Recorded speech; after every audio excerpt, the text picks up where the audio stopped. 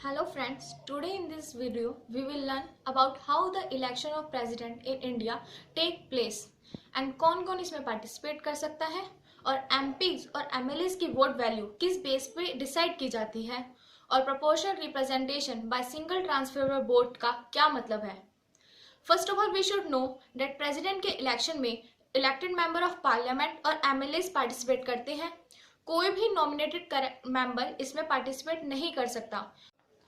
All elected MLAs can participate in the election process of president, but there is a difference between the vote value of a vote of an MLA because vote किसी भी MLA की vote value उसकी state population के according differ होती चली जाती है from another MLAs, and this is the method to decide that what is the total value of vote of an MLA.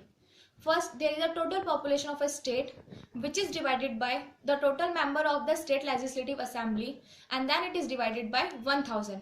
And through this method, we get the total value of vote of an MLA.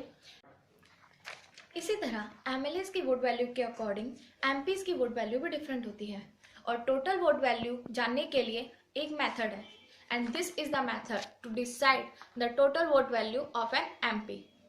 First, there is a total value of all the MLAs of all state, which is divided by the total elected member of the parliament, and through this method we get the total vote value of an MP. After collecting all the vote values of MPs and MLAs vote, there is a most important formula which is most important for the election of president, and this formula known as the proportional representation by single transferable vote.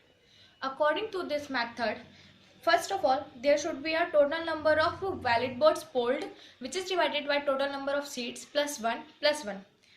It means that for किसी भी उम्मीदवार को president बनने के लिए minimum 50 plus 1 votes मिलने चाहिए।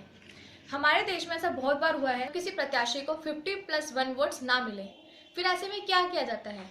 क्या दोबारा से चुनाव कराए जाते हैं? नहीं, ऐसे में सिंगल ट्रांसफरेबल वोट का मेथड अप्लाई किया जाता है to decide that who will be the next president of our country. Now we will discuss that what is single transferable vote. किसी भी उम्मीदवार को इलेक्शन जीतने के लिए टोटल 50 plus 1 वोट्स मिनिमम मिलने ही चाहिए. फॉर एग्जाम्पल, अगर यहाँ पे टोटल 100 मेंबर्स हैं और 35 मेंबर्स ए को, 45 मेंबर्स बी को और 20 मेंबर्स सी को फर्स्ट प्रेफरेंस देते हैं, तो इन दिस सर्कमस्टेंसेस जो नीचे से सी को एलिमिनेट कर दिया जाएगा बिकॉज उसको सबसे कम लोगों ने फर्स्ट प्रेफरेंस दिया, और जो इन लोगों ने जिस इंसान को भी सेकंड प्रेफरेंस दिया उनको ए और बी में डिवाइड कर दिया जाएगा. For example, if 14 members vote for A and 6 members vote for B, then there is total 51 and there is 49. So now B is eligible to be the next president of India. So this is the whole process of election of president, and being a citizen of India, we should know about the manner of election of president, and I hope I clear all your doubts about the election of president. Thank you.